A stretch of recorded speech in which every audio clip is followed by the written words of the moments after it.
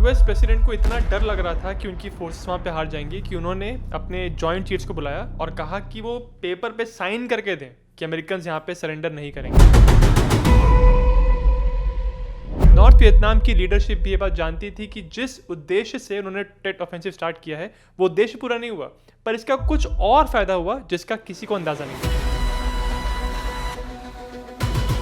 जहां एक तरफ यूएस के प्रेसिडेंट और उनके मंत्री ये कह रहे थे कि वियतनाम में जीत होने ही वाली है, वहीं दूसरी तरफ वियतनाम के अंदर यूएस की एम्बेसी के अंदर एक जोरदार हमला हो गया। 1 फरवरी 1968 साउथ वियतनाम के कुछ पुलिस वाले एक लड़के को उसके हाथ पीछे बांध के उसको पुलिस के चीफ के सामने लेके आए। उस समय कुछ अमेरिकन जर्नलिस्ट भी वहां पे थे, जिसमें से एक व्यक्ति फोटोज क्लिक कर रहा था और एक वीडियो बना रहा था। जब इस बंदी को सामने लाया गया तो उन्होंने कैमरा उनकी तरफ कर दिया।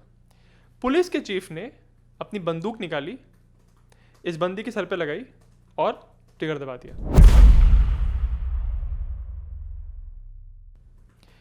उस बंदे का लाइव एग्जीक्यूशन कैमरे पे कैप्चर हुआ।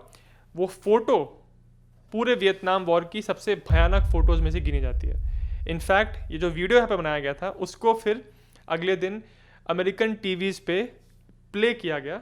ऑब्वियसली वो पार्ट काट दिया गया जहाँ पे उसको गोली लगी है, पर बाकी पूरा सीन प्ले किया गया। ये वो घटना थी जहाँ पे एक साउथ वियतनाम के पुलिस चीफ ने एक प्रिजनर को समरीली एग्जीक्यूट कर दिया, मतलब वहीं पे मार दिया। और ये वो पुलिस थी, ये वो गवर्नमेंट थी साउथ वियतनाम की जिसको अमेरिकन सपोर्ट कर रहे थे।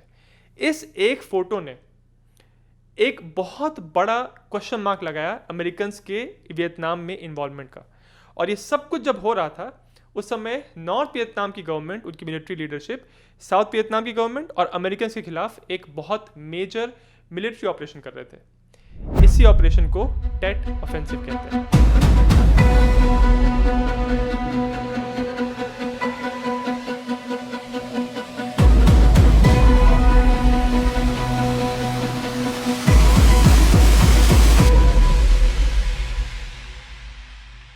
कहानी शुरू होती है 1967 में चल रहे वियतनाम वॉर से।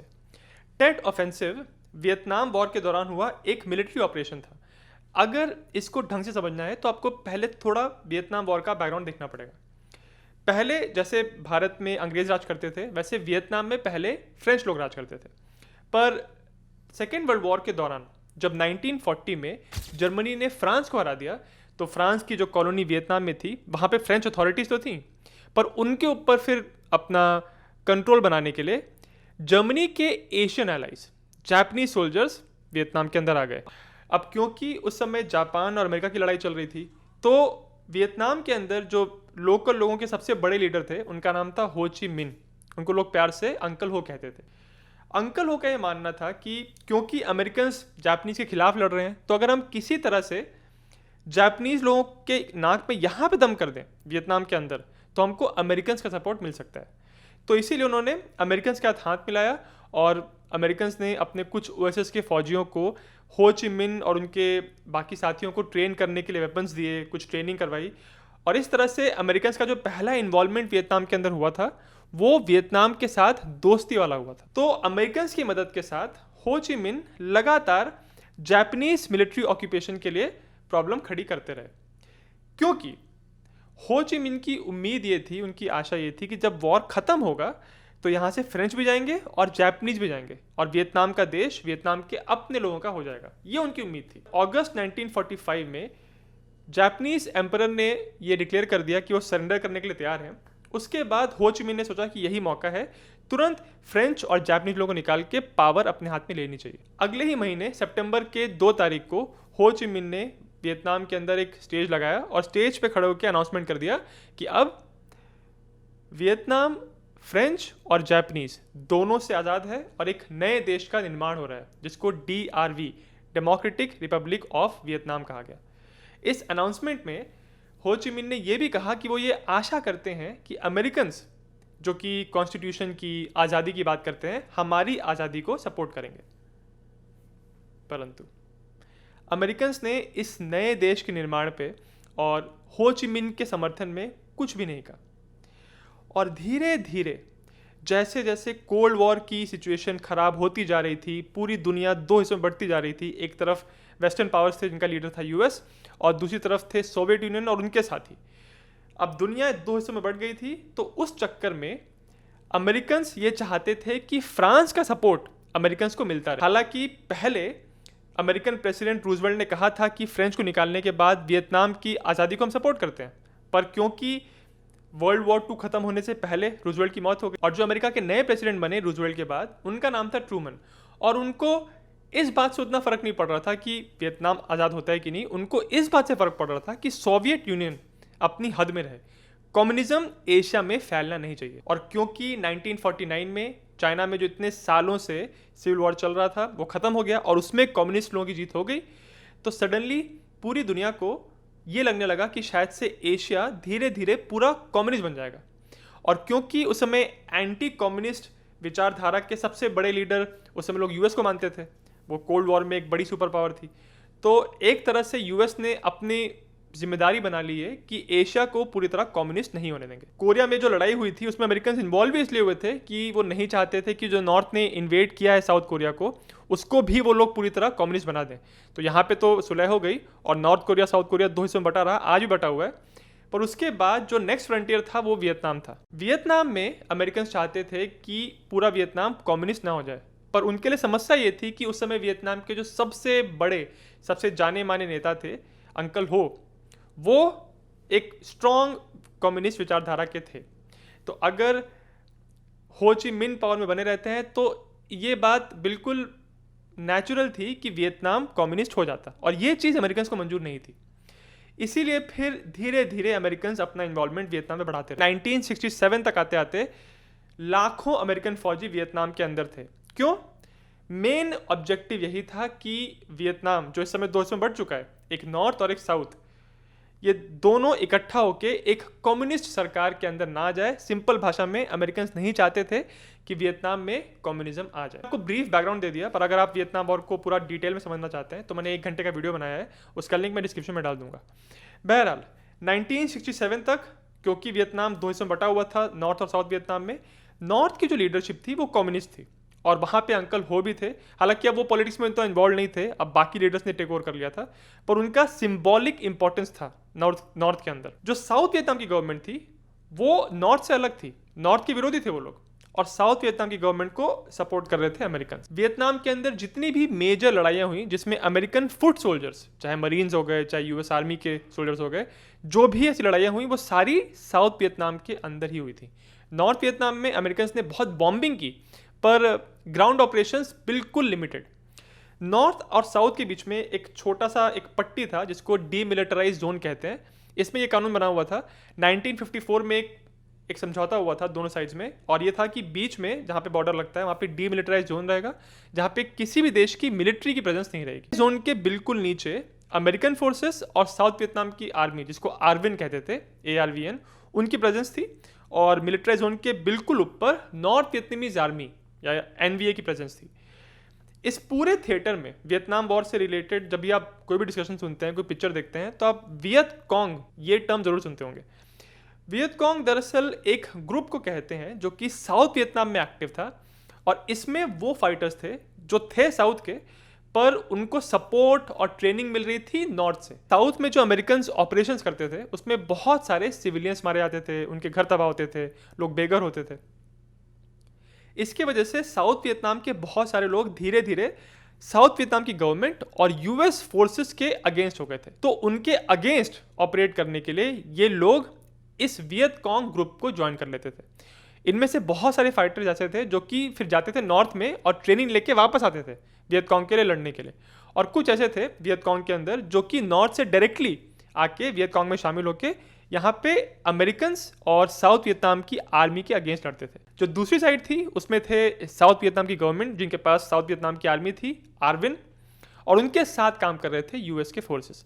ये 2 मेन टुकड़े थे। वियतनाम के अंदर जो अमेरिकन फोर्सेस थी उनके ओवरऑल अमेरिकन कमांडर का नाम था जनरल वेस्टमोरलैंड। 1967 के एंड तक आते आते जनरल वेस्टमोरलैंड कॉन्फिडेंट हो गए थे कि यहाँ पे अमेरिकन जीत पूरी होने वाली है, हमको बस कुछ समय और यहाँ पे रहना है, फिर यहाँ पे जीत का झंडा गाड़ के हम वापस चले जाएंगे।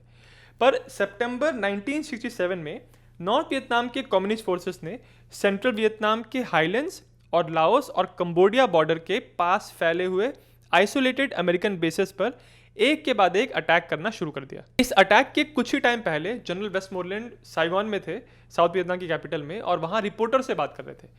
रिपोर्टर्स को उन्होंने ये बताया था कि ऐसी हालत हो गई है नॉर्थ वियतनाम की फोर्सेस की कि उनका मोराल पूरी तरह टूट चुका है और किसी भी वक्त अब हमको सरेंडर की खबरें मिलने लग जाएंगी।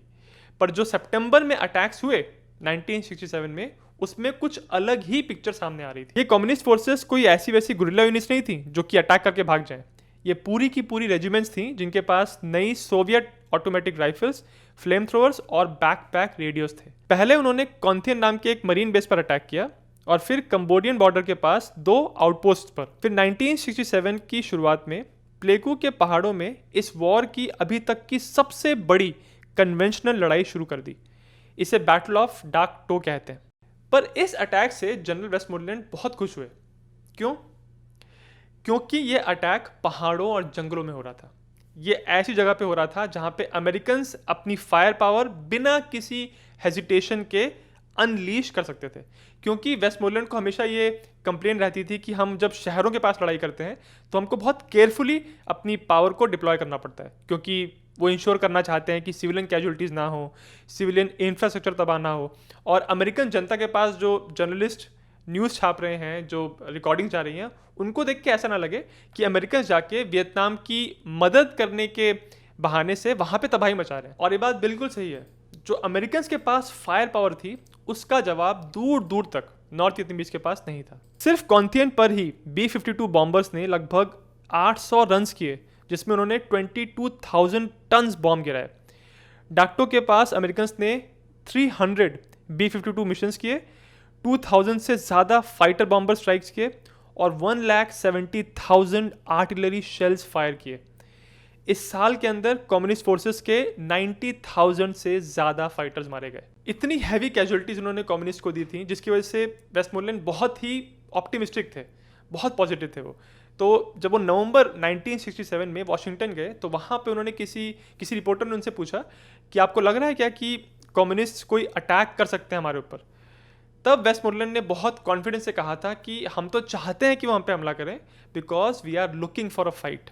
तो जिस फाइट की तलाश में वेस्टमोरलैंड थे वो फाइट उनको मिली, पर उस जगह नहीं जहाँ वो सोच रहे थे। जहाँ एक तरफ वेस्टमोरलैंड बहुत कॉन्फिडेंट फील कर रहे थे और उनको लग रहा था कि वो लड़ाई जीतने ही वाले हैं, वहीं दूसरी तरफ नॉर्थ वियतनाम की पॉलिटिकल और मिलिट्री लीडरशिप जो अटैक का प्लान बना रही थी, उसका जंगलों और पहाड़ों से लेना देना था ही नहीं। ये अटैक वो प्लान कर रहे थे साउथ वियतनाम के सारे बड़े शहरों में। इसीलिए 1967 के आखिरी के महीनों में नॉर्थ वियतनाम से हज़ारों की तादाद में नॉर्थ वियतनामीज आर्मी और वियतकॉन्ग के ट्रेन सोल्जर्स नॉर्थ से साउथ वियतनाम में आने लगे। और ये नॉर्थ से साउथ में आते कैसे थे? इतना आसान तो था नहीं, क्योंकि बीच में जो बॉर्डर था वहाँ पे डीमिलिटराइज जोन था और उसके तुरंत बाद अमेरिकन प्रेजेंस थी वहाँ पे। तो नॉर्थ से साउथ में आने के लिए वो जिस रास्ते का इस्तेमाल करते थे उसको इनफॉर्मली लोग हो ची मिन ट्रेल कहते हैं। इस रास्ते की कमाल की बात देखिए, अगर आप मैप पे देखेंगे तो ये नॉर्थ से शुरू होता है और ये ज़्यादातर रास्ता जो है ये वियतनाम से गुजरता ही नहीं है। ये रास्ता गुजरता है वियतनाम के पड़ोसी देशों कंबोडिया और लाओस से। वहाँ से होते हुए ये अलग अलग जगह पे साउथ वियतनाम में आके ख़त्म होता है। इस ऐसा रास्ता होने का फ़ायदा ये है कि नॉर्थ से साउथ में इतने सारे फाइटर्स आ पा रहे थे, पर क्योंकि वो आ रहे थे ऐसे कंट्रीज से जो कि एक्टिवली लड़ाई में इन्वॉल्व नहीं थे, तो अमेरिकन्स के लिए बहुत प्रॉब्लम हो रही थी कि वो इस हो ची मिन ट्रेल को डिसेबल कैसे करें, वहाँ से फाइटर्स को आने से रोके कैसे। हालांकि ऐसा नहीं है कि क्योंकि ये हो ची मिन ट्रेल बाकी कंट्रीज़ में थे, न्यूट्रल कंट्रीज़ में थे, तो अमेरिकन्स ने उस ट्रेल पे हमला नहीं किया। बहुत बॉम्ब्स गिराए, पर फिर भी ये ट्रेल इतना लंबा था, हज़ारों किलोमीटर लंबा था, और इसमें ऐसा नहीं था कि प्रॉपर रोड बने हुए थे। कहीं कहीं पे पहाड़ थे, कहीं कहीं पे बस पतले पतले रास्ते थे। कई बार ये रास्ते पानी से होके गुजरते थे, अंडरग्राउंड भी थे। किसी किसी जगह पे कोई रास्ता ही नहीं था, आपको पहाड़ों को चढ़ के आना पड़ता था। तो इसी तरह के रास्ते से गुजरते हुए नॉर्थ वियतनाम से हज़ारों की तादाद में 1967 के आखिरी के महीनों में सोल्जर्स नॉर्थ से साउथ में आ रहे थे। उसका कारण ये था कि नॉर्थ वियतनाम की लीडरशिप सोच रही थी कि वो दो चीज़ें एक साथ करेंगे। पहली चीज़, बहुत सारे फाइटर्स जो नॉर्थ वियतनाम के लिए लड़ रहे हैं वो साउथ वियतनाम के इंपॉर्टेंट शहरों में जो गवर्नमेंट ऑफिसेस हैं उन पे हमला करेंगे और उनको कैप्चर कर लेंगे। ये पहली चीज़ है, उनके अटैक का पहला एस्पेक्ट है। दूसरा एस्पेक्ट है, उसी के साथ जब ये अटैक हो रहे होंगे तो साउथ वियतनाम की जो जनता है उनको आह्वान करेंगे कि वो अपनी गवर्नमेंट को ओवरथ्रो कर दे, एक क्रांति करके, एक बड़ी सी नेशन वाइड स्ट्रगल हो जिसमें साउथ वियतनाम की गवर्नमेंट, जिससे लोग परेशान है साउथ वियतनाम के, उनको बाहर निकाल के फेंक दे। और क्योंकि उनको सपोर्ट करने के लिए ऑलरेडी इतने सारे कम्युनिस्ट फाइटर्स गवर्नमेंट ऑफिस को कैप्चर कर ही लेंगे, तो ये अगर कॉम्बिनेशन में साथ में चीज़ हो जाए तो एक्चुअली साउथ वियतनाम की गवर्नमेंट एक झटके में डिसमेंटल हो जाएगी। साथ में नॉर्थ वियतनाम ने एक और दांव खेला। डिप्लोमेटिकली नॉर्थ वियतनाम और अमेरिकन लगातार नेगोशिएट कर रहे थे इस लड़ाई को बंद करने के लिए, पर क्योंकि अमेरिकन ने बहुत बॉम्बिंग की थी नॉर्थ वियतनाम के ऊपर और बॉम्बिंग लगातार किए ही जा रहे थे, तो नेगोशिएशन इनके रुक गए थे। तो इस टेट ऑफेंसिव को लॉन्च करने से पहले नॉर्थ वियतनाम के फॉरेन मिनिस्टर ने अनाउंस कर दिया कि अगर अमेरिकन बॉम्बिंग रोक दें तो नॉर्थ वियतनाम नेगोशिएशंस को रिज्यूम करने में इंटरेस्टेड है।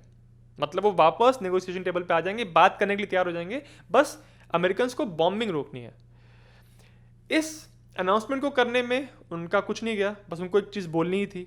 पर इससे हुआ क्या, देखिए, इससे यह हुआ कि साउथ वियतनाम की जो गवर्नमेंट है उनके मन में ये डाउट पैदा हो गया कि अच्छा, नॉर्थ वियतनाम ने अपील की है अमेरिकन से, मतलब ऐसा हो सकता है कि नॉर्थ वियतनाम डायरेक्टली अमेरिकन के साथ कोई अलग से डील कर ले जिसमें साउथ वियतनाम इन्वॉल्व ही ना हो।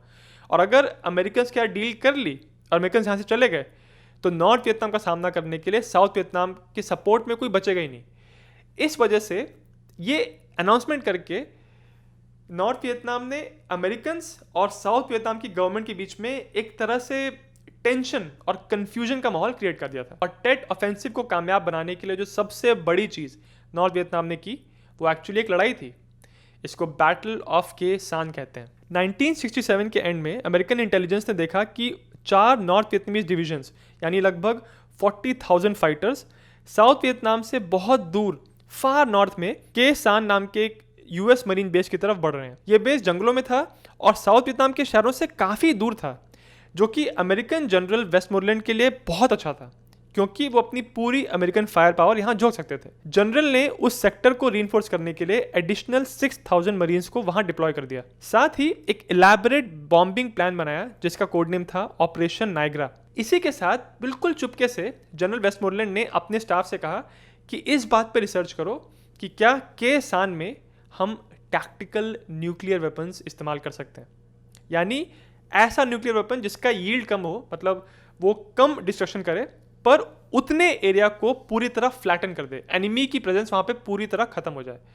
वेस्टमोरलैंड का ये मानना था कि अगर टैक्टिकल न्यूक्लियर वेपन आपने इस्तेमाल किया तो एक झटके में एक डिसाइसिव विक्ट्री मिल सकती है, और क्योंकि 40,000 एनिमी ट्रूप्स वहाँ पे हैं तो ये एनिमी मोराल के लिए एक बहुत बड़ा ब्लो होगा।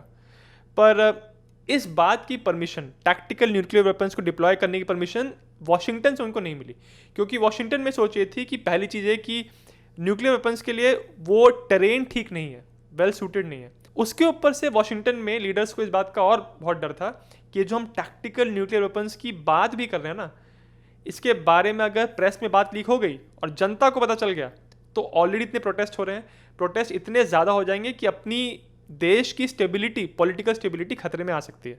इस वजह से टैक्टिकल न्यूक्लियर वेपन्स को यहाँ पे अलाउ नहीं किया गया, जिस बात से जनरल वेस्टमोरलैंड बहुत नाराज़ थे। इनफैक्ट वॉर खत्म होने के बाद भी वो हमेशा ये कहते रहे कि यहाँ पे अगर वेपन्स इस्तेमाल करते तो अमेरिकन साथ ही वियतनामीज कैजुअलिटीज़ बहुत कम होती, और इन वेपन्स की ताकत देख के नॉर्थ वियतनामीज सीधे नेगोशिएशन टेबल पे आके बात मानने के लिए तैयार हो जाते, जैसा कि सेकेंड वर्ल्ड वॉर के एंड में जापानीज को करना पड़ा था। जनरल वेस्टमोरलैंड का ये मानना था कि के सान में इसलिए इतना मूवमेंट हो रहा है, इतने नॉर्थ वियतनामीज ट्रूप्स आ रहे हैं, क्योंकि नॉर्थ वियतनाम चाह रहे हैं कि अमेरिकन नेगोशिएशंस जैसे शुरू हो उसके पहले के सान की विक्ट्री अगर नॉर्थ वियतनाम को मिल गई होगी तो उनके पास नेगोशिएशन टेबल पे एक एडवांटेज रहेगा। ये कुछ वैसा ही था जैसा वियतमिन की फोर्सेस ने, कम्युनिस्ट फोर्सेस ने 1954 में किया था फ्रांस के खिलाफ। ऐसे ही 1954 में एक जनीवा में सम्मेलन होने वाला था, और उस सम्मेलन के पहले फ्रेंच और वियतमिन पूरी तरह एक बड़े बैटल की तरफ बढ़ रहे थे। ये बैटल हुआ डीएन बियन फू में, और इस बैटल में फ्रेंच लोगों को एक करारी और डिसाइसिव हार मिली थी। फ्रेंच लोगों की डियन बियन फू के बैटल में जो हार हुई, उससे दुनिया को नजर आ गया कि अच्छा, फ्रांस जैसा पावरफुल कंट्री भी वियत मिन के इल इक्विप्ड और लेस ट्रेन्ड सोल्जर्स से हार सकता है।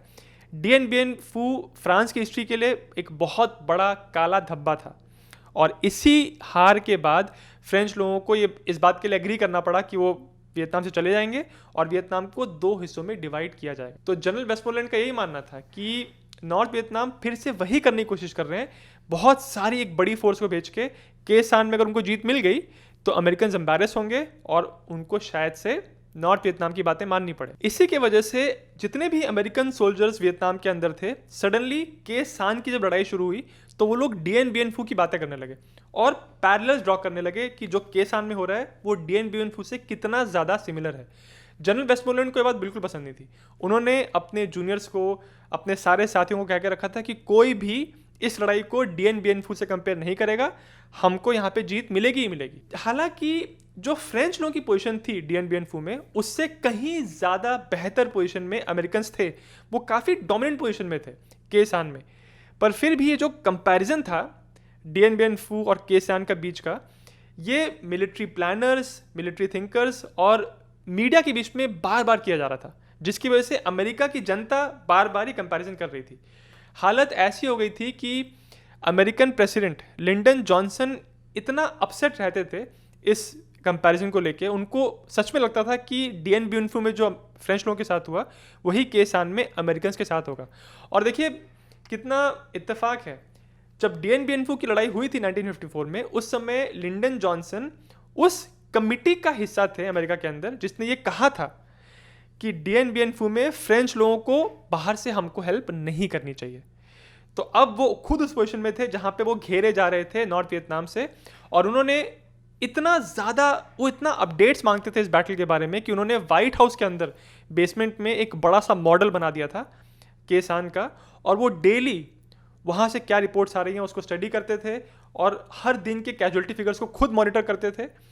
उन्होंने अपने जॉइंट चीफ्स को बुला के कह के रखा था कि किसी भी हालत में अमेरिकन्स को वहाँ पे सरेंडर नहीं करना है, और इस बात को इंश्योर करने के लिए कि सरेंडर ना करें, उन्होंने जॉइंट चीफ्स को कहा था कि आप लोग मुझे लिख के साइन करके दो कि हम लोग यहाँ पे सरेंडर नहीं करेंगे, और उन्होंने एक्चुअली साइन करके दिया था। उस पूरे टाइम लिंडन जॉनसन बहुत स्ट्रेस में रहते थे, रात रात में उठ के वो आके इस मॉडल को रिव्यू करते थे, रिपोर्ट्स पढ़ते थे, और उस समय उन्होंने एक बात कही थी जिसको आज भी एक फेमस कोट माना जाता है, I don't want any damn डिन बिन फू। यानी वो ये कह रहे थे कि जो डिन बिन फू में फ्रेंच के साथ हुआ वो अमेरिकन के साथ किसी भी हालत में नहीं होना चाहिए। उस टाइम अमेरिकन को ये बात पता नहीं थी कि जो सारा जोर के सान की लड़ाई में लगा रहे थे, नॉर्थ वियतमीज लीडरशिप एग्जैक्टली यही चाहती थी। एक अमेरिकन हिस्टोरियन है जिनका नाम स्टैनली कार्नो है, उन्होंने किताब लिखी है वियतनाम हिस्ट्री, जिस किताब से मैंने रिसर्च भी की है। इस किताब में उन्होंने बताया है कि वॉर ख़त्म होने के बाद जब उन्होंने नॉर्थ वियतनाम के कम्युनिस्ट लीडर से बात की, स्पेशली वो लोग जो इस लड़ाई में इन्वॉल्व थे इस ऑपरेशन के दौरान, उन्होंने ये कहा कि उनकी यही इच्छा थी, यही कोशिश थी कि अमेरिकन्स जोर लगाएं के सान की लड़ाई में, ताकि जो साउथ वियतनाम के बड़े बड़े शहर हैं जहाँ पे नॉर्मली अमेरिकन प्रेजेंस रहती है, वहाँ उनकी प्रेजेंस कम हो जाए, वहाँ से फौजियों को निकाल के वो के सान में भेज दें, क्योंकि जो मेन ऑपरेशन होने वाला था वो शहरों में होने वाला था, ना कि के सान में। क्योंकि नॉर्थ वियतनाम का प्लान ही ये था कि एक बार अमेरिकन्स को यहाँ शहरों से निकाल दिया तो वहाँ अटैक करना आसान हो जाएगा। और इस ऑफेंसिव को शुरू करने के लिए उन्होंने समय चुना टेट फेस्टिवल का। वियतनाम में हर साल जनवरी 20 के आसपास एक लूनर ईयर स्टार्ट होता है, और इसके बाद आने वाले कुछ दिन, कुछ हफ्ते वियतनाम के लोगों के लिए बहुत ऑस्पिशियस, बहुत शुभ होते हैं। इस पूरे समय को वो एक त्यौहार की तरह मनाते हैं जिसको टेट फेस्टिवल कहते हैं। इस त्यौहार के दौरान वियतनाम में लोग आपस में मिलते जुलते हैं, दावतें होती हैं, फैमिली रियूनियंस होते हैं। ये वैसे ही है कुछ कुछ जैसा कि दिवाली के समय भारत में लोग मिलते हैं, अमेरिका में ये थैंक्स गिविंग या क्रिसमस के जो गेट टुगेदर्स होते हैं, कुछ कुछ वैसा है। तो जाहिर सी बात है कि पूरे वियतनाम की जनता के लिए, नॉर्थ और साउथ दोनों के लिए, ये त्यौहार बहुत शुभ था। तो लड़ाई में, जितने सालों से लड़ाई चल रही थी, उसमें दोनों साइड में एक अनऑफिशियल ट्रूस होता था इस फेस्टिवल के दौरान। मतलब कोई ऑफिशियल एग्रीमेंट नहीं हुआ है, पर जनरली दोनों साइड्स इस फेस्टिवल के दौरान खास मिलिट्री एक्शन नहीं करती थी। सिचुएशन ये थी कि जनवरी 31 और उसके आगे आने वाले कुछ दिनों में साउथ वियतनाम के सारे शहरों में जो उनकी आर्मी की प्रेजेंस थी वो ऑलरेडी कम थी। इनफैक्ट साइगॉन के अंदर, यानी साउथ वियतनाम के कैपिटल के अंदर, जो उनके प्रेसिडेंट थे साउथ वियतनाम की गवर्नमेंट के, वो भी उस समय कैपिटल में नहीं थे, वो भी छुट्टी मनाने के लिए अपने ससुराल गए हुए थे। अमेरिकन भी जानते थे कि इस समय कोई खास मिलिट्री एक्शन नहीं होता है, तो वो लोग भी रिलेटिवली रिलैक्स थे। पर फिर भी जनरल वेस्टमोरलैंड ने ये तो किया कि अपने सारे फौजियों को उन्होंने अलर्ट पे डाला। इसी फेस्टिवल की रिड्यूस्ड मिलिट्री प्रेजेंस का फायदा उठाते हुए नॉर्थ वियतनाम ने 30-31 जनवरी को 1968 को ये जो लड़ाई शुरू की, जो एक्शन शुरू किया, इसी को टेट ऑफेंसिव कहते हैं। एक साथ साउथ वियतनाम के 100 से ज़्यादा शहरों और कस्बों पे एक साथ हमला हुआ। ये जो पूरा अटैक था, जैसे मैंने आपको पहले बताया, इसमें दो पार्टीज इन्वॉल्व थी। एक नॉर्थ वियतनाम की आर्मी रेगुलर्स, जिनको एनवीए कहते हैं, और दूसरे थे वियत कॉन्ग। इस एक ऑफेंसिव के लिए नॉर्थ वियतनाम ने 70,000 से ज़्यादा फाइटर्स को मोबिलाइज किया था। होयान, डनांग, क्यूनहॉन, बेनमेटूट, क्वांटम, प्लेकू, डलात, मिथियो, कैंथो, बेंट्रे, सॉकट्रैंग। अभी जो मैप स्क्रीन पे आप देख रहे हैं, इसमें आपको साफ नजर आ रहा होगा कि साउथ वियतनाम के इतने सारे शहरों पे एक साथ हमला हुआ था। पर इन सारे हमलों में कम्युनिस्ट फोर्सेस ने जो सबसे जोरदार हमला किया, वो किया साउथ वियतनाम की कैपिटल साइगॉन पे। सिर्फ साइगॉन के सेक्टर पे हमला करने के लिए 4,000 से ज़्यादा फाइटर्स मोबिलाइज किए गए थे। जनरल वेस्टमोरलैंड लगातार मीडिया से बात करते समय कहते थे कि नॉर्थ वियतनाम अब कोई नया ऑफेंसिव एक्शन नहीं कर सकते, उनकी ताकत पूरी तरह खत्म हो चुकी है। उनकी इस बात को गलत साबित करने के लिए नॉर्थ वियतनाम के फाइटर्स ने एक हमला यूएस की एम्बेसी पे भी किया। किसी भी देश की, जैसे अमेरिका है, उसकी अगर किसी और देश के अंदर एक एम्बेसी है, तो वो एम्बेसी वियतनाम के अंदर अमेरिका की टेरिटरी मानी जाती है। यानी उतना एरिया जो है वो उस देश के अंदर तो है, पर उसमें ओनरशिप, उसकी सोवरेनिटी अमेरिका की होगी। तो अमेरिकन को ये दिखाने के लिए कि जो आप कह रहे हो कि हमारी लड़ने की एबिलिटी खत्म हो चुकी है, वो ना सिर्फ गलत है, बल्कि हम में इतना ताकत बचा है अभी कि हम आपके घर पे आके साइगॉन के अंदर हमला कर सकते हैं। 31 जनवरी की बिल्कुल सुबह सुबह के टाइम 19 वियतकॉन्ग के कमांडोज ने यूएस एम्बेसी की दीवारों को तोड़ते हुए अंदर एंटर किया और फायरिंग शुरू कर दी। 5 मिनट की फायरिंग के अंदर ही 4 अमेरिकन सोल्जर्स मारे गए और कुछ और समय के बाद एक और। फॉर्चुनेटली फॉर अमेरिकन, उनके जो एम्बेसडर थे, यानी एम्बेसी के जो सबसे सीनियर ऑफिसर थे, उस समय एम्बेसी में थे ही नहीं, वो कहीं और थे। उनको जब पता चला कि यहाँ पे एक्शन हो रहा है, तो उनको भी वहाँ से हटा के कहीं और मूव कर दिया गया उनकी सेफ्टी के लिए। 6 घंटे की फायर फाइट के बाद अल्टीमेटली इन कमांडोज में से जो 19 थे, उनमें से 18 मारे गए, एक को जिंदा कैप्चर कर लिया गया था, बाकी 5 अमेरिकन सोल्जर्स भी मारे गए।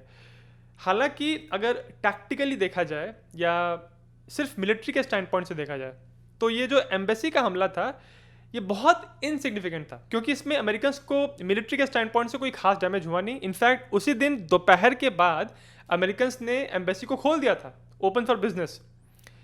पर जो रियल डैमेज हुआ इस हमले का, वो साइकोलॉजिकल था। जब ये फायर फाइट चल रही थी, तो उस समय कुछ अमेरिकन जर्नलिस्ट ने इस फायर फाइट की फोटोज क्लिक की, कुछ कुछ वीडियोस भी थे, और ये सारी फोटोज, ये सारे वीडियोस अगले दिन अमेरिकन जनता के सामने अखबारों में और टीवी पे दिखाए जा रहे थे। एम्बेसी से कुछ ही दूर वियतकॉन्ग का एक और स्क्वाड्रन था, जिसने जाके साइगॉन के रेडियो स्टेशन पे हमला किया। वो अपने साथ पहले से रिकॉर्डेड टेप्स लेके आए थे, जो यहाँ रेडियो स्टेशन पे चलाने वाले थे।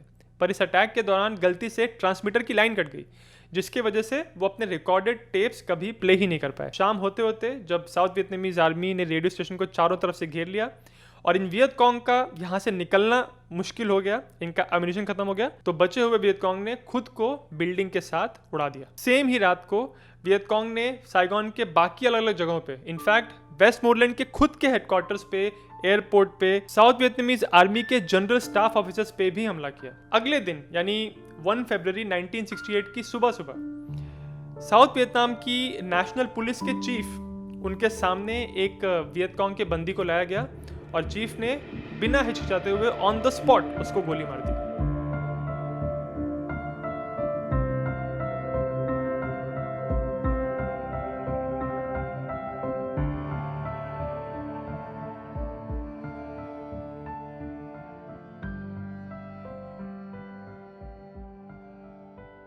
ये सीन भी कुछ अमेरिकन जर्नलिस्ट ने कुछ फ़ोटो खींची और इसका एक वीडियो बनाया गया था।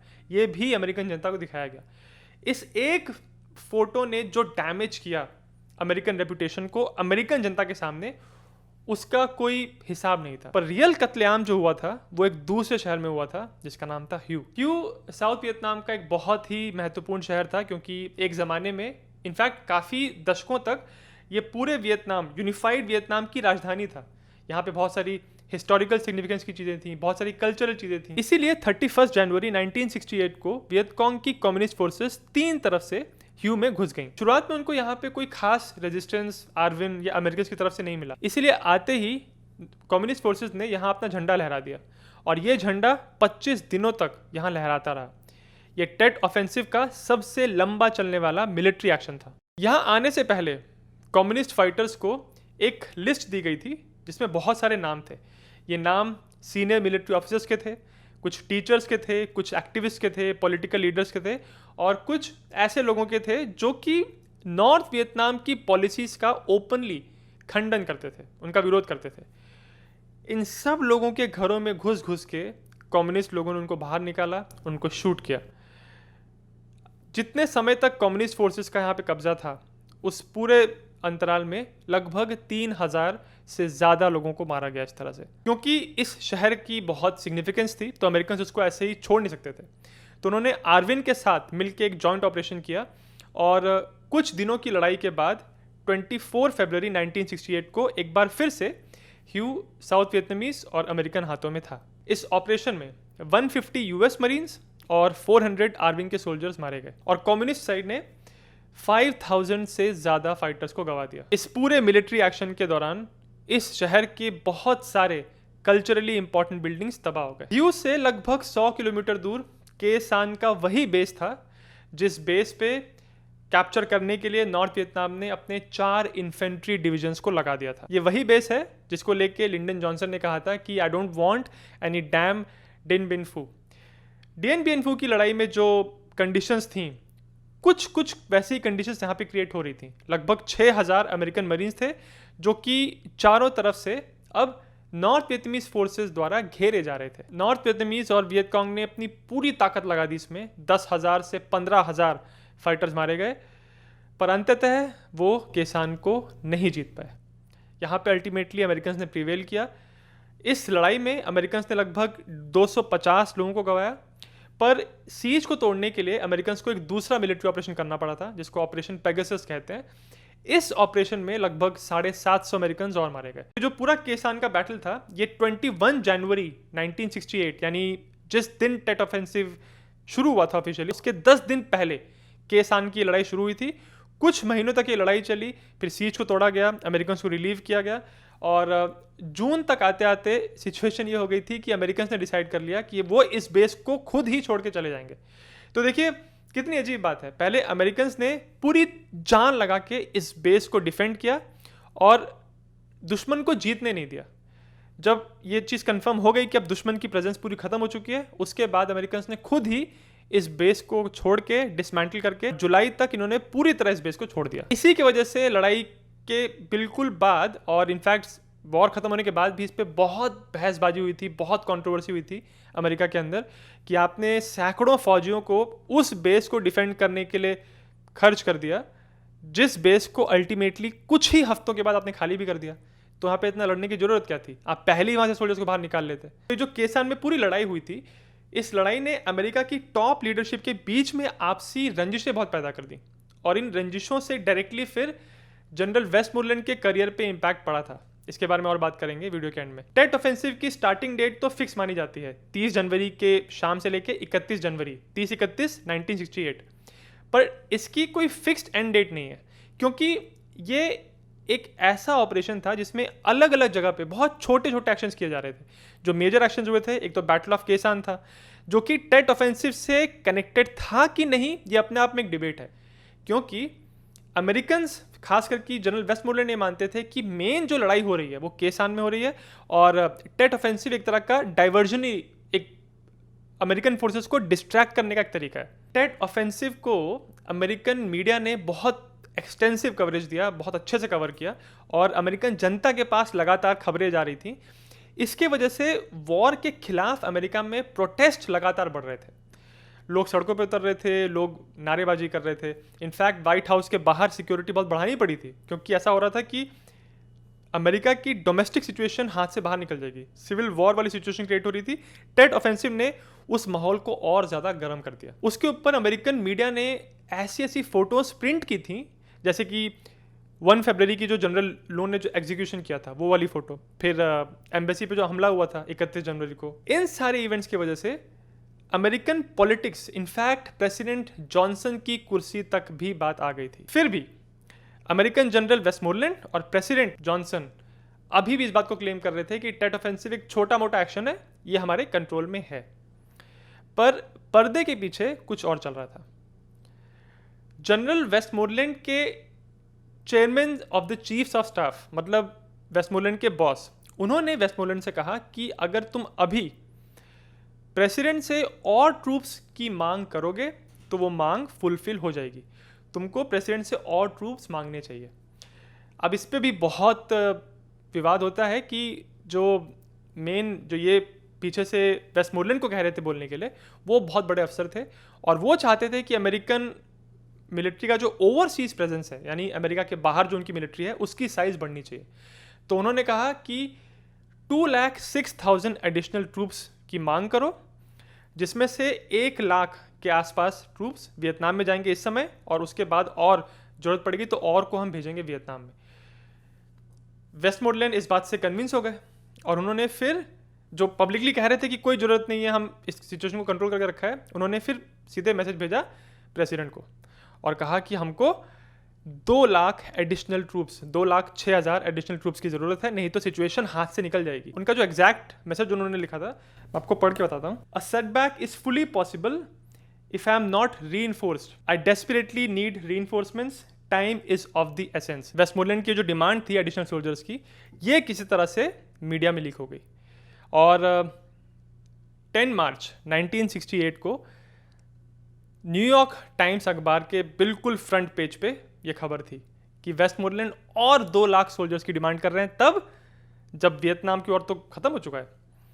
इस खबर के बाद और एकदम भड़क के अमेरिकन जनता सड़कों पर उतर के प्रोटेस्ट करने लग गई।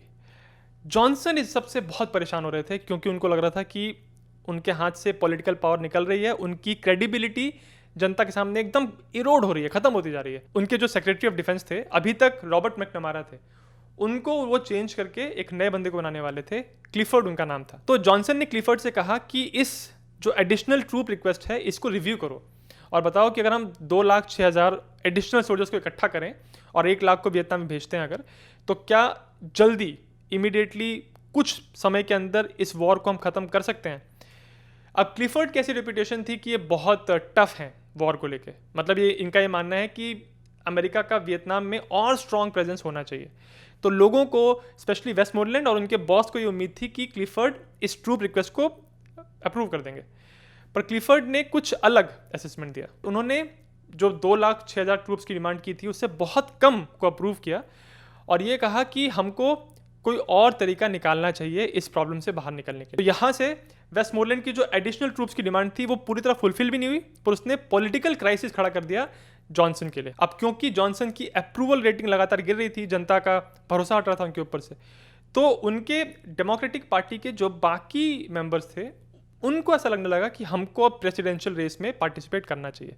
तो बाकी जो कैंडिडेट्स थे उसमें सबसे पॉपुलर जो थे वो थे रॉबर्ट कैनेडी, यानी जॉनसन के जो जस्ट पहले प्रेसिडेंट थे जिनकी गोली मार के हत्या कर दी गई थी, जॉन कैनेडी, उनके छोटे भाई अब वो प्रेसिडेंट की रेस में उतर गए थे और वो बहुत पॉपुलर थे और उनकी बातों से, उनकी भाषणों से ऐसा लग रहा था कि शायद से वॉर को ख़त्म करवा देंगे। तो लिंडन जॉनसन के सामने पॉलिटिकल टेंशन लगातार बढ़ रही थी। उसके ऊपर से एक और चीज़ हुई थी 1967 में, यानी कुछ महीनों पहले, नवंबर के टाइम, जब टेट ऑफेंसिव की प्लानिंग ही चल रही थी, कुछ हुआ नहीं था, उस समय लिंडन जॉनसन ने कुछ सीनियर लोगों को अपने पास मिलने के लिए बुलाया। ये सीनियर लोग कुछ पॉलिटिकल थे, कुछ मिलिट्री लीडरशिप के लोग थे और इस ग्रुप को वाइज मेन इनफॉर्मली कहते हैं। इन सब से बात करके जॉनसन ये जानना चाह रहे थे कि वियतनाम में अमेरिका का क्या रोल होना चाहिए।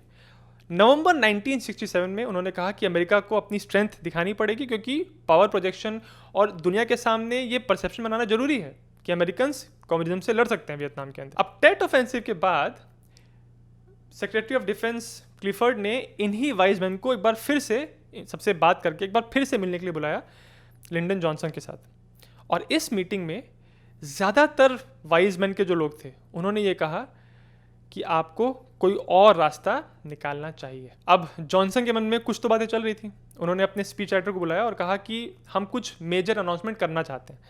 तो 31 मार्च को वो एक स्पीच देने वाले थे जनता के सामने, जिसकी ज़्यादातर खबर उनके स्पीच राइटर को थी, पर उसकी जो लास्ट लाइन थी स्पीच की, उसको जॉनसन ने कहा कि वो पार्ट छोड़ दो, वो मैं अपना कुछ उसमें ऐड करूँगा। तो स्पीच तैयार हुई और इस स्पीच को 31 मार्च 1968 को एक टेलीवाइज्ड एड्रेस करके, यानी टीवी पे आके जॉनसन ने जनता के सामने कहा। उन्होंने पहले बहुत सारी बातें कही कि हम नॉर्थ वियतनाम के साथ वापस बात करने के लिए तैयार हैं, हम जो नॉर्थ में इतनी बॉम्बिंग कर रहे हैं उसको हम पार्शली हॉल्ट करेंगे और पीस टॉक्स वापस शुरू होने का मौका देंगे, और बाकी अनाउंसमेंट्स भी थी।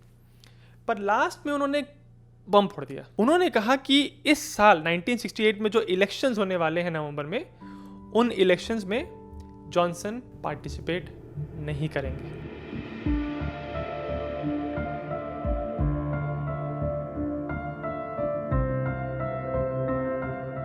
इस बात से क्लियरली नजर आ रहा था कि टेट ऑफेंसिव ने अमेरिकन पॉलिटिकल लीडरशिप के बिल्कुल टॉप तक लोगों को झकझोर कर रख दिया था।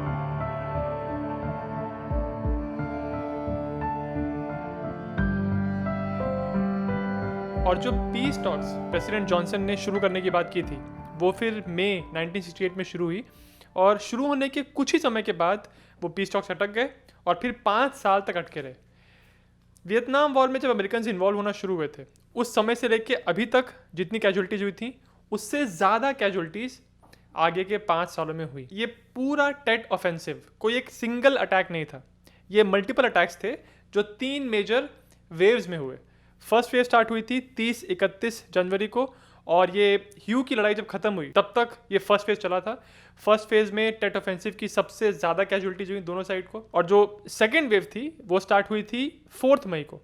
ये लगभग 1 महीने तक चली थी और इसको मिनी टेट कहते हैं। जो थर्ड वेव थी वो स्टार्ट हुई थी अगस्त के महीने में, और ये भी लगभग 1 महीने चली थी और सितंबर के महीने में ख़त्म हुई थी।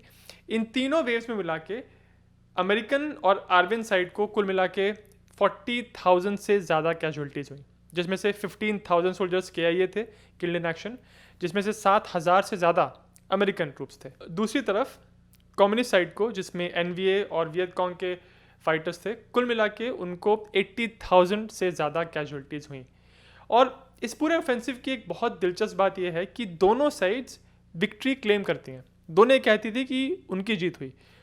मिलिट्री के पर्सपेक्टिव से देखा जाए तो ये कंप्लीट मिलिट्री विक्ट्री अमेरिकन की थी, आर्विन की थी, क्योंकि जिस मिलिट्री ऑब्जेक्टिव के साथ कम्युनिस्ट फोर्सेस ने ये टेट ऑफेंसिव लॉन्च किया था, वो ऑब्जेक्टिव वो अचीव नहीं कर पाए। पर स्ट्रेटेजिक और साइकोलॉजिकल विक्ट्री मिली कम्युनिस्ट साइड को, क्योंकि इस ऑफेंसिव को करके उन्होंने ये दिखाया कि जो अमेरिकन प्रेसिडेंट और अमेरिकन जनरल वेस्टमोरलैंड, जो यहाँ पे अमेरिकन फोर्सेस के कमांडर थे, वो जो अपनी जनता को कह रहे थे, इनफैक्ट कुछ ही समय पहले जनरल वेस्टमोरलैंड ने बहुत कॉन्फिडेंस से कहा था कि अब नॉर्थ या कम्युनिस्ट साइड कोई बड़ा ऑफेंसिव एक्शन करने के लायक नहीं रह गए।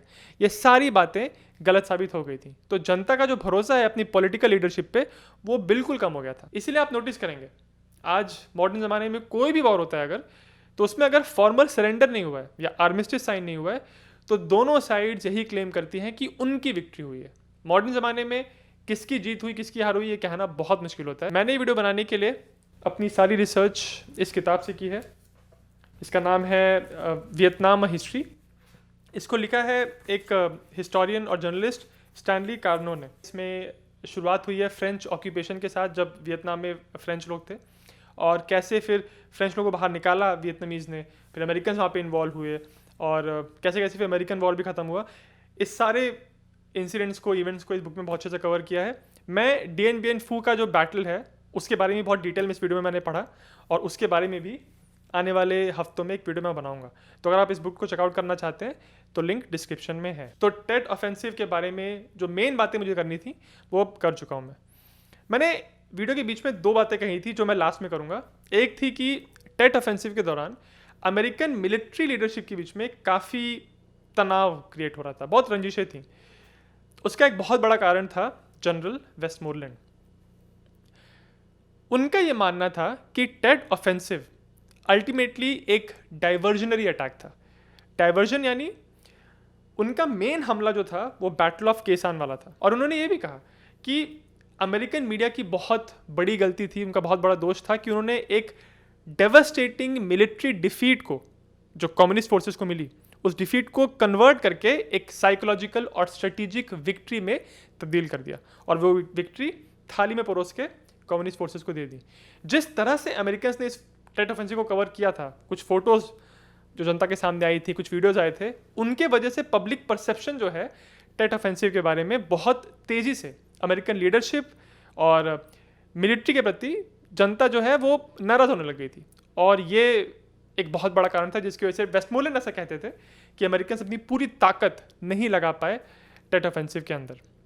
पर जो जनरल वेस्टमोरलैंड के क्रिटिक्स हैं या फिर ऐसी जो साइड है जो उनकी बात से एग्री नहीं करते, वो ये कहते हैं कि रियल अटैक जो था वो टेट ऑफेंसिव ही था और जो केसान की लड़ाई थी वो एक डाइवर्जनरी हमला था। तो आप ये खुद डिसाइड करिए कि इन दोनों ऑपरेशंस में, बैटल ऑफ केसान और टेट ऑफेंसिव, इन दोनों में कौन सा एक्चुअल था और कौन सा डाइवर्जन था। जब बैटल ऑफ केसान हो रहा था तो जो मरीन सोल्जर्स केसान के बेस में थे वो चारों तरफ से कम्युनिस्ट फोर्सेस उनको घेर रही थी।